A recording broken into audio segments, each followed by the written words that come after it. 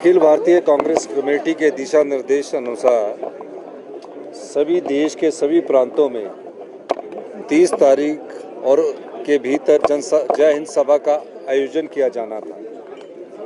हमारा आज आयोजन किया गया है, जिसमें 50 पूर्व सैनिक जिन्होंने देश की सेना में सेवा की है, 1971 की लड़ाई लड़ी है और जो अभी सिंदूर ऑपरेशन हुआ है उसमें जो परिवार शहीद हुए हैं एक हमारे, उनको जो हमारी सरकार की तरफ से सम्मान मिलना चाहिए था, जो सिंदूर के ऑपरेशन के दौरान वो सम्मान भी दिया गया।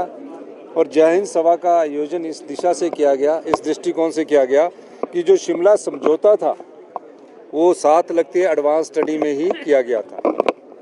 शिमला समझौता के तहत किस तरह श्रीमती इंदिरा गांधी जी ने, जब पाकिस्तान उनके सामने गिड़गिड़ा रहा था, पाकिस्तान के 2 टुकड़े कर दिए थे, पूर्वी पाकिस्तान के रूप में बांग्लादेश के नए देश ने जन्म लिया, उस समझौते की शर्तों को जिस तरह पाकिस्तान की सरकार ने कहा है कि हम इस पर आगे अमल नहीं करेंगे, हमारी जय हिंद सभा उन वीरों को नमन करती है जिन्होंने पाकिस्तान के 2 टुकड़े किए थे और जो सेना ने पराक्रम हमारा तीनों सेनाओं ने दिखाया, उसके लिए आज जनसभा का आयोजन, जय हिंद जनसभा का आयोजन किया गया था। तो सर, आप कह रहे दूसरी तरफ बीजेपी राजनीति कर रही थी।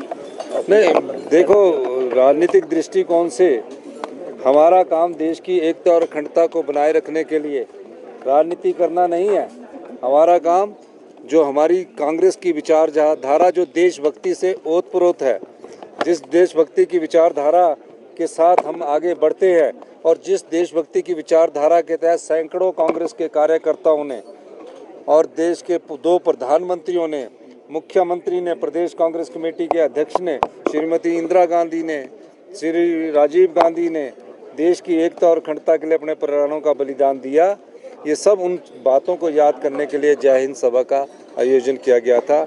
बहुत बहुत धन्यवाद। शिमला में ये सभा होना ये अपने आप में ये बहुत ही अभूतपूर्व कार्य प्रोग्राम है, क्योंकि पूरे देश में अगर कहीं पे ये समझौता हुआ है पूरे विश्व में, वो शिमला समझौता, शिमला ट्रीटी करके जाना जाता है। और वो शिमला ट्रीटी यहीं से 500 किलोमीटर दूर हुआ था।